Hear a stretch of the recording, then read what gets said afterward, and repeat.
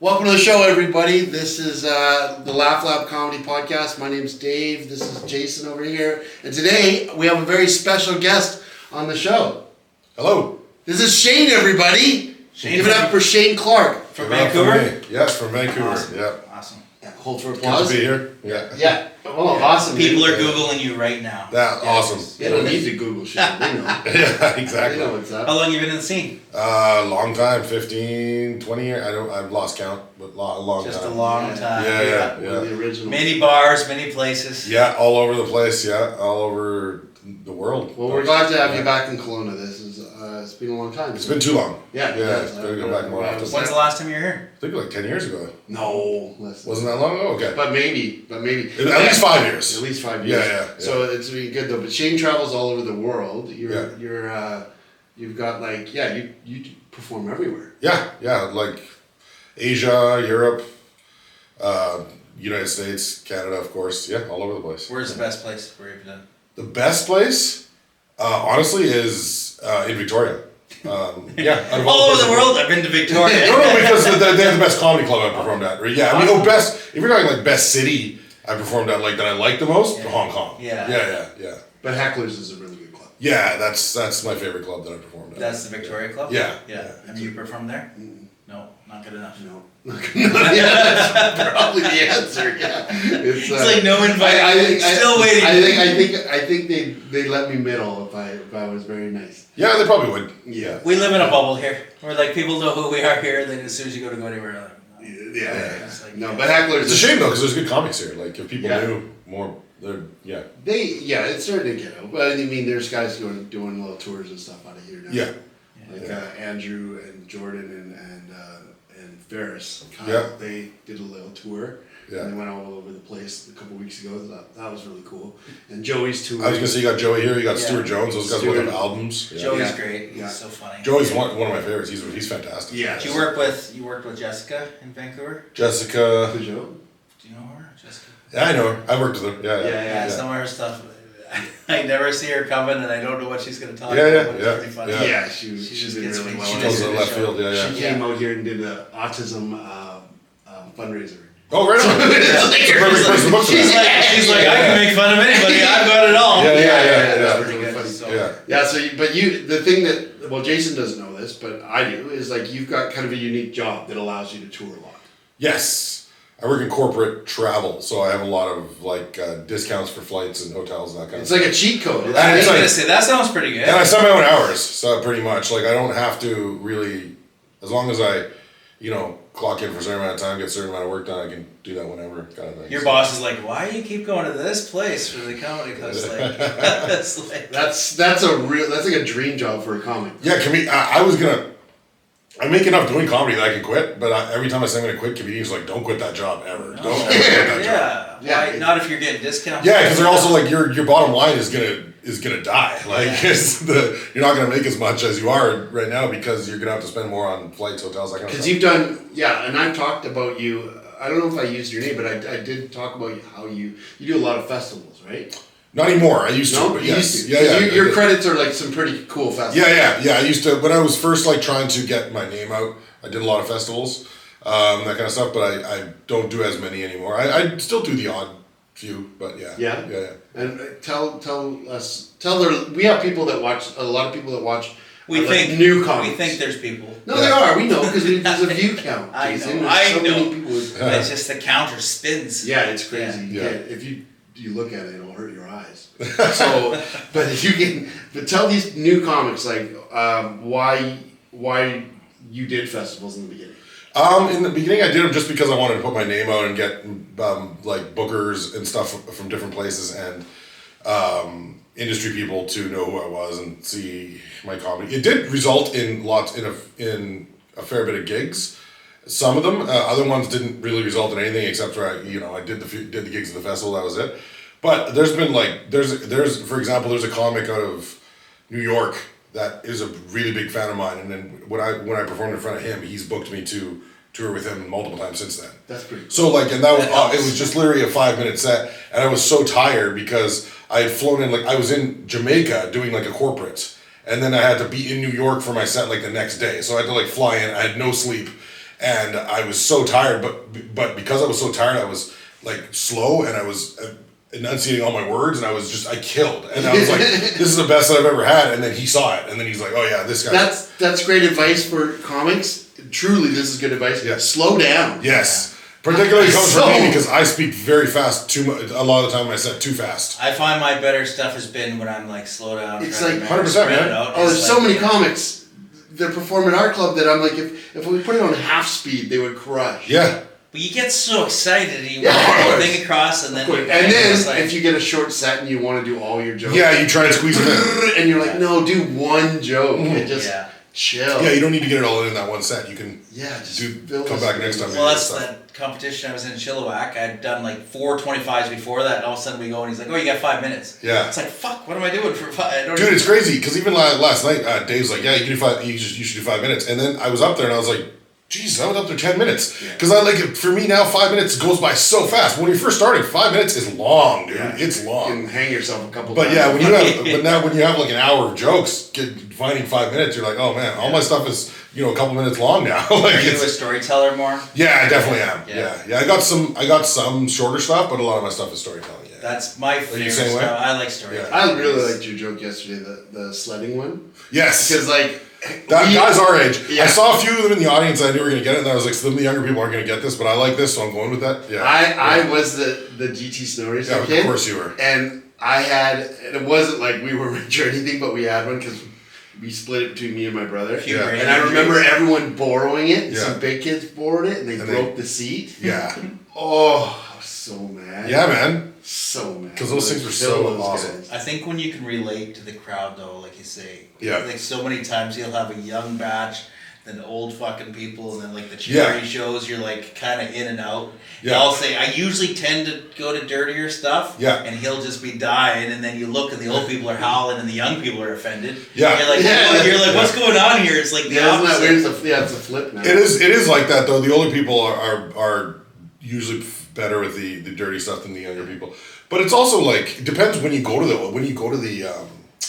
dirty stuff. Like, do you do it at the beginning or do you later in your set? Depends on what it is. Usually I kind of just build up to it. But Yeah. then there's been a few times, like I did an unfiltered show last month. Yeah. I started off, I think I went autism to sex to whatever. I just Yeah. went all, and it kind of brought a lot of people with me. But Good. I find you guys... But that was different because we did market it. Yeah, we knew. Yeah, it was which is gonna be good. Like, yeah, he won't have me on like the wine shows. And Well, I stuff. find on a regular show, you can do the edgier, dirty stuff, but you do it later once the audience has gotten to know you. Like, once you tell your regular good stuff, and they're like, oh, this guy's, he's a wholesome big guy kind of thing. I like this guy, he's likable. And then when you go to the edgy stuff, they're like, oh, that's funny because we know that's not him. He's just making that joke. He's just joking around where he's not serious about it, right?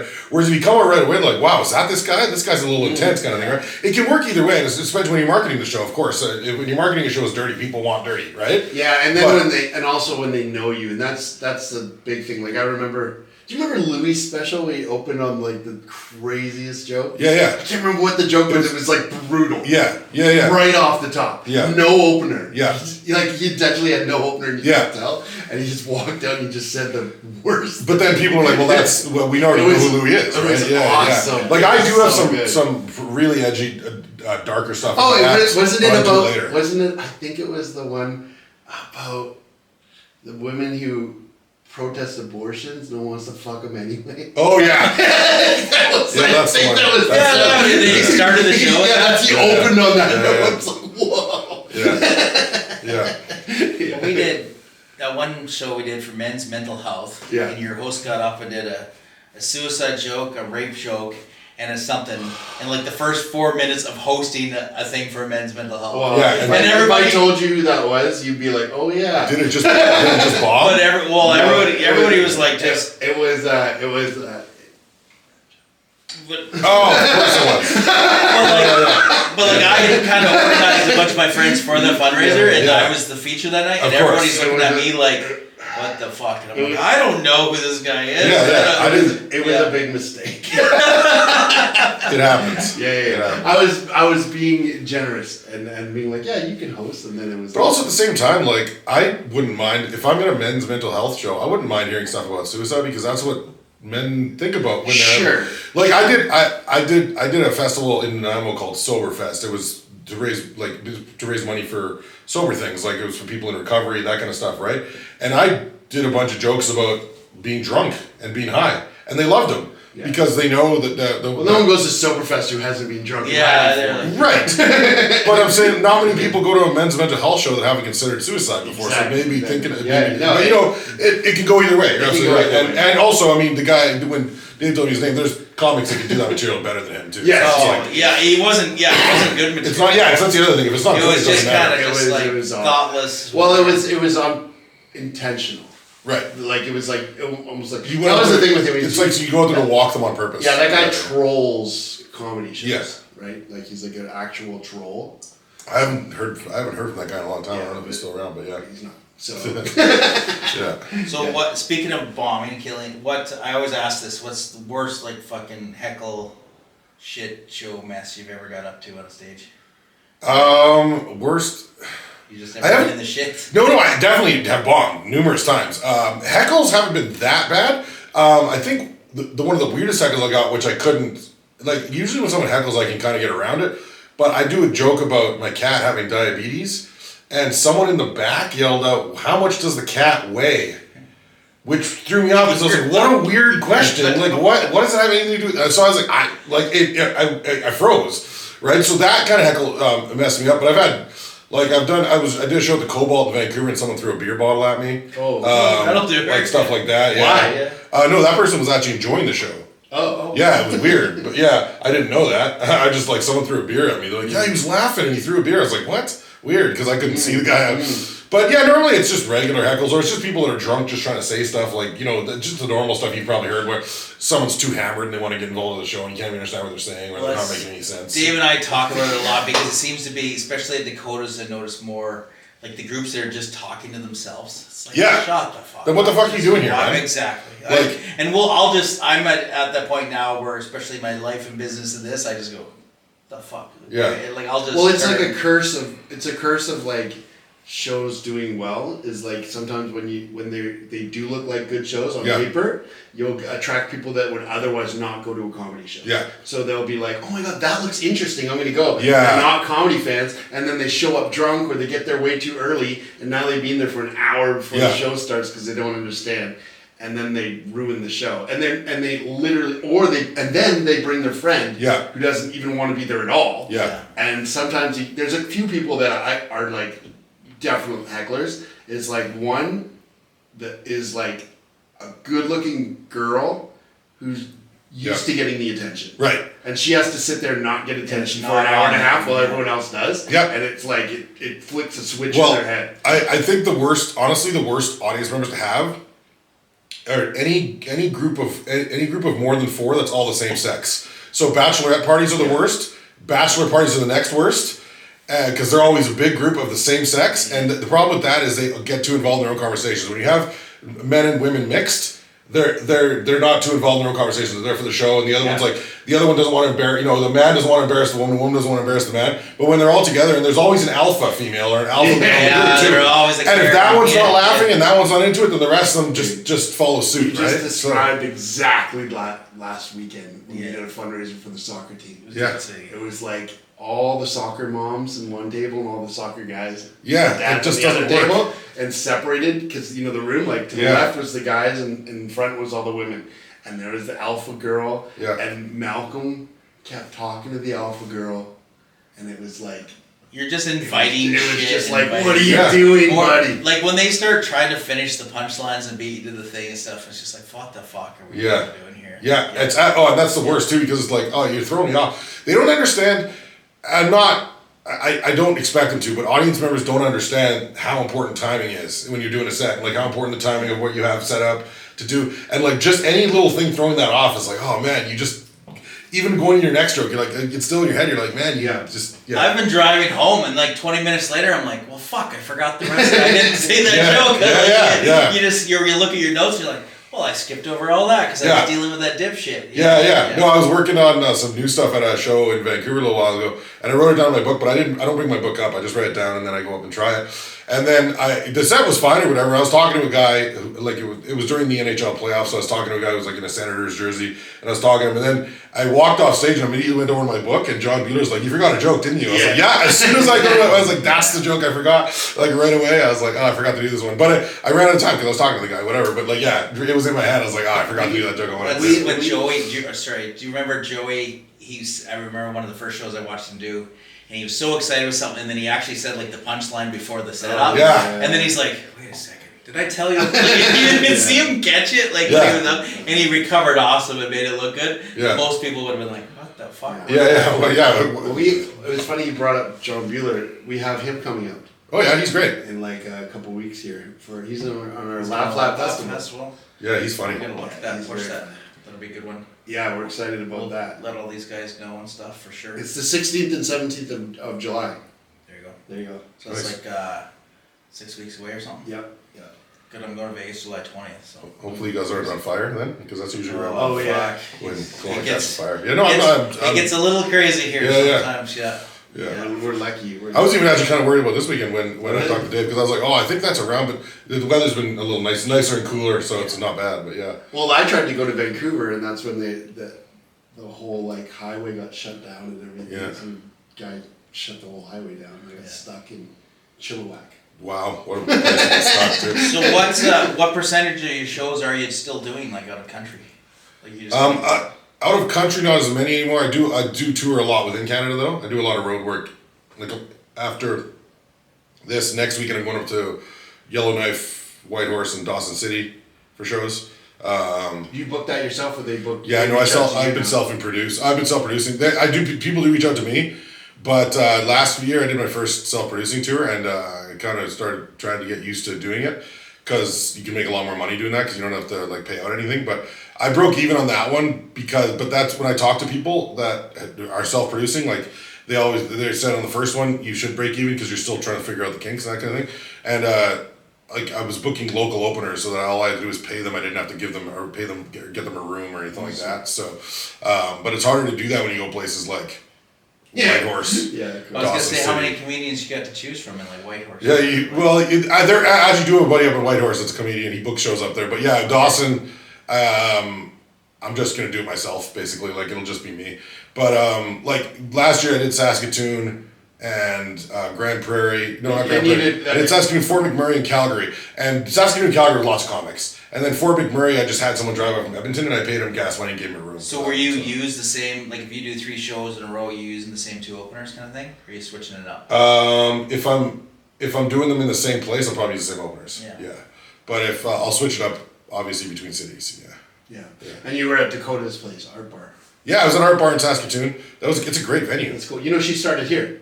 Yeah. So she was a Kelowna comic, and then she started a club. She was very pregnant at the time, so she's always pregnant. I was friends. I was good friends with her husband before she met him. I guess out of Vancouver. So it was cool to see them again. He the good thing about that, like it was his venue, so he hosted for me for free. Right. Because I was using his venue, so that saved me some money. And then there's a local comic that opened for me there as well. So one thing I've learned about this industry is people seem to be allergic to money or hate money. I don't understand it, and they're afraid to talk about it too. Like people don't want. It's like if the more people talk about money, then the more you'll figure out if you're getting fucked or not. Yeah. You know what I mean? Well, like 2 years ago, I was like, hey, I like doing volunteer shows and this, that, and I'm doing fun. And it's like, well, that's pretty much what it is. Like, you get paid for the odd one of this unless you want to go start doing. And I'm like, well, what the fuck? Don't these guys get paid money? And then you look at some of it and you're like, some so crazy extreme and then some so poor. It's like, they're like, why is there not like a constant? Yeah, there's a lot of good money in corporates, but they're also soul crushing gigs. But like, but you can get $2,000-$3,000 for one gig for a corporate, and so just talk to yourself for half an hour. How often do you do those? I do those fairly often because that pretty much keeps me going for a while. There's like I've done one for IKEA. Did one for like a golf course in Vancouver. It's a few different companies. That's pretty cool. Yeah, and it's basically like for those two, even like occasionally they'll reach out and be like, hey, we're looking for something for like a party of ours, but sometimes you just gotta send them stuff. Be like, hey, do you guys have Christmas parties or whatever? Are you looking for entertainment? This is kind of what I do. Yeah. That's how I've found most of our stuff is just talking to other business people or Yeah. things. Be like, don't you want to go do this or this? And they're like, oh, that seems like a good idea. And that's the part of comedy that a lot of people are bad at is they just want to sit back and wait for the gigs to come to them, which is fine. Honestly, that was my approach for a long time. Yeah. But then I was like, I want to make more money doing it. I want to get booked more. And to do that, you got to put yourself out there. Self promotion is this world. Yeah, you're a business owner. You understand all that. That's all business is, man. Like for real. Yeah. When you first get going. Yeah. When you start talking to some of the window licker, the other guys, Yeah, they're just like, I'm just gonna sit here and somebody's gonna pay me. Like, Yeah. It doesn't really work that way. Yeah, like I've even done comedy club gigs with comics, and then it's like there's 12 people there, and they're like risking canceling the show, and then one of the people goes, "Oh, I don't mind. I'll do it for free. I don't care." I was like, "Don't ever fucking say that. You agreed to money to do this show. Don't now tell them you're gonna do it for free, because you know what they're gonna do? They're gonna ask you to do it for free next time. Yeah. Like it should be about the money, man. When you're doing a paid gig like that." And it was the same thing, like, we had a little bit of a light crowd when I was in Saskatoon. Yeah. It was good enough where I was going to break even on the show. And then my opener's like, oh, dude, you can just give me this much. And I was like, no, man, I agreed to pay you a certain amount. I'm going to pay you a certain amount. You still did your job. It has nothing to do with what the crowd that came in. And I'm like, and don't tell people that. Don't tell them they can pay you less because they're going to pay you less, man. I'm not that guy, but I'm saying someone's going to do that, right? It's super frustrating. Like, I try to help Dave book, like, especially shows I'm on. I'm kind of like, I'll take the responsibility for doing that. Yeah. And we've sold out, like, everyone in the last whatever. And then on this one tonight, well, it's summer. We've hardly got any. Well, it's summer, and there's a hockey playoff game tonight. Yeah. There's a bunch of different shit, and I'm going like I've had fucking 100 people tell me they're coming, and then he's only got 10 tickets sold. Yeah. And you're going, okay, well, where's this? Well, at least. But I wouldn't be surprised if we show up and it's empty, or I wouldn't be surprised if we show up and it's fucking. Well, I was gonna say if half the people that said they're coming come, we're good, right? Yeah. Well, that's if we get 35 to 50 people, I'm happy. Yeah. If we get the set, well, last show. All these people didn't say they were coming. We ended up having people sit without tables. Yeah. He wasn't there. We're like, I'm finding, and I'm just stealing chairs from out the lobby and putting. Yeah. I'm like, sorry, if you're not going to eat, you can sit here. And they're like, well, I bought a ticket. I'm like, well, you showed up late. Yeah. Like I didn't know what to do. We put, that room, we put like 85 people in there. Yeah, that's gotta be against fire regulations. There's been a few there. I'm like, and then you show up to some and it's like, 6 people. I'm like, I've got a joke for each of you. Yeah. Last night, I didn't see the early show, but the late show was pretty full. Yeah, late show we did well. And it's, it was better weather yesterday. Late show was great because we did it was a fundraiser for the Film Society. Okay. So that's a good group. And then they're a good group, and all the money we raise goes to make literally like they have like you can submit your script. And then if you get chosen, the money that we made yesterday goes to make your movie. Oh, right on. That's awesome. Yeah, it's pretty cool, right? It's like art, funding art. It's like a cycle. Yeah. So that's pretty cool. If there's no overtime tonight, the game will be done like 8, 8:10. Yeah. The show's 8:30. Yeah. So with any luck, some of those fuckers will want to come in and yeah, they just the bar will show the game, just walk into the comedy show. We've had that one show. It was a Blue Jays World Series game. Right. And I was like, it was one of my features, and I was like so nervous. I was like, well, fuck, nobody's going to be there. Yeah. And we showed up, and the place was jammed. Yeah. And then I did 25 minutes without one person cheering or yelling or saying anything about the game, the Blue Jays game. Yeah. And then we looked, and they'd scored like 7 runs here. I'm like, man, that was pretty good. Like, Yeah. I thought everybody was going to be on their phone just ignoring. Yeah. When I did Saskatoon, the reason the crowd was a little bit light was because I didn't realize at the time, because I was really focused on not having an Oilers game. It was during the Stanley Cup Finals. Yeah. And I was like, when the Oilers went, I was like, I really wanted it not to be during when I was in Fort McMurray, because that's super close to Edmonton. That's going to be a nightmare. It wasn't. Fort McMurray, there was no game on that night. But when it was in Saskatoon, it was game 1. And I was like, oh, it's far enough away. And they're like, no. We have a big following for hockey fans here. There's going to be a lot of people watching the game. I was like, oh, damn, that's why the ticket sales are light. Yeah. But yeah, sometimes it just happens. You're just guessing with people. You know. We get... Yeah, groups of 13 will show up and just be like, oh, I didn't know we need tickets. That's the best. And you're like, that's okay, we can sell you tickets right now. You might not stay with your friends, but you can come in. Yeah. Yeah, it's a nice problem to have. Yeah. So, but I don't know how he does it every week in, week out, just not knowing the future. Yeah, well, I'm used to it. I just kind of write it off in my head. I go, whatever. Whatever happens. Plus, I told a guy's opening a store in Alberta today, and I just had a meeting with him. I was like, just know you're to lose like $5,000 to $10,000 a month on theft and stealing and this and that. He's like, what are you talking about? I was like, just know, people are gonna fuck you. There's shoplifting. There's whatever. It's It's instantly out the door. You can't do anything about it. You're just like, oh my god. I'm like, that's just forget about them. It's not your money because they're gonna just steal it. Yeah. Well, I'm excited. I think you guys are gonna have a great show tonight, and it'll be cool for you because neither of you have seen each other before, so that's pretty cool. And if you're watching the show, you're too late. You can't come. Yeah, but I've already got it. Whoa, look at that beak. That's the show, That everybody. means we're done. Thanks.